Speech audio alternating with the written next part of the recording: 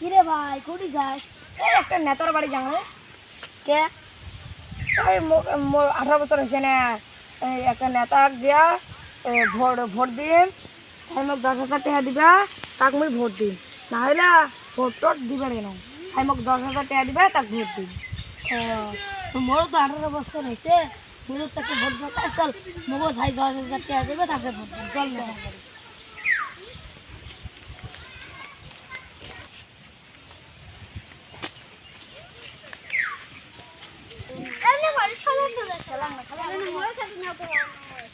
এবার ভোট ছবি ভোট দাঁড়ালো, এবার সবাইকে তেহা কি সব দিন